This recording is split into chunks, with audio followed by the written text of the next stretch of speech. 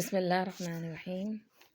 ہم عربی میں پروناؤنس یعنی کہ ضمائر متصلہ پڑھ رہے تھے جو اٹیچ پروناؤنس ہوتے ہیں. میں نے آپ کو بتایا تھا یہ حرف کے ساتھ بھی لگے ہوئے آتے ہیں، اسم کے ساتھ بھی لگے ہوئے آتے ہیں اور فعل کے ساتھ بھی. سب سے پہلے ہم اسم اور حرف کے جر کے ساتھ دیکھ لیتے ہیں جو ہم پڑھ کے آ چکے ہیں تاکہ تھوڑا سا ریویژن ہو جائے.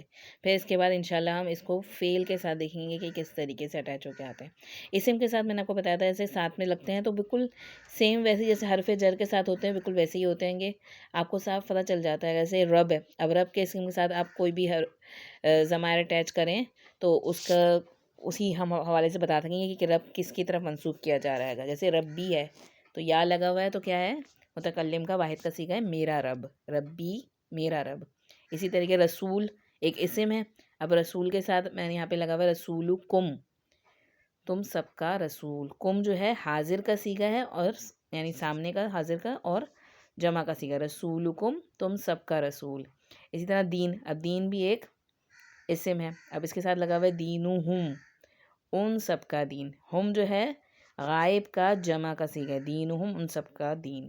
کتاب، اب کتاب کا آپ کی کتاب یا تیری کتاب کہیں گے، آپ کی کتاب.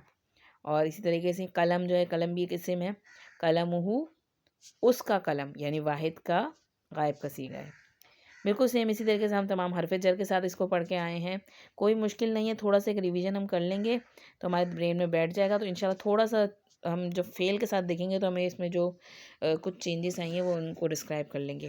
حرف جر میں دیکھ لیں آپ، با کا معنی ہوتا ہے ساتھ، تو بھی ہی اس کے ساتھ یعنی اس کے ساتھ اٹیچ پروناؤن کون سا ہے، غائب کا صیغہ لگا ہوا ہے گا اور واحد کا.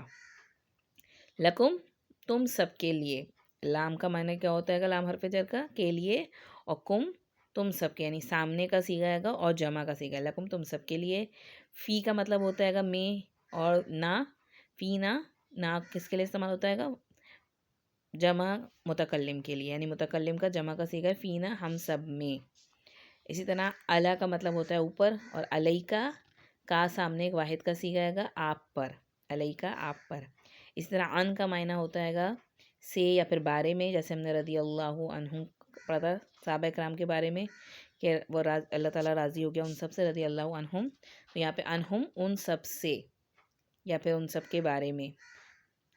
تو یہ ہم سارے پڑھ کے آ چکے ہیں. تھوڑا سا ریویژن کریں اور یاد رکھیں حرف جر جو ہے ہم نے کچھ ٹوٹل قرآن کریم میں 11 حرف جر آتے ہیں اور ان میں سے کچھ جو ہیں خاص جن کے ساتھ اٹیچ پروناؤنس آتے ہیں ان سب کی ہم نے گردانیں بھی کی ہیں. ان سب کو ریویژن میں رکھیں تاکہ دماغ میں آپ کے رہے کہ یہ حرف جر ہیں، اور اسم اور حرف جر میں گڑبڑ نہ کریں. حرف جر تو گنے چنے ہیں، اور انشاءاللہ فعل جو ہے، فعل کے اندر جو ہے وہ ایک زمانہ پایا جاتا ہے، اس سے معلوم ہوتا ہے گا کہ یہ کام کسی زمانے میں ہو رہا ہے گا، تو اس سے معلوم ہوتا ہے کہ یہ فعل ہے.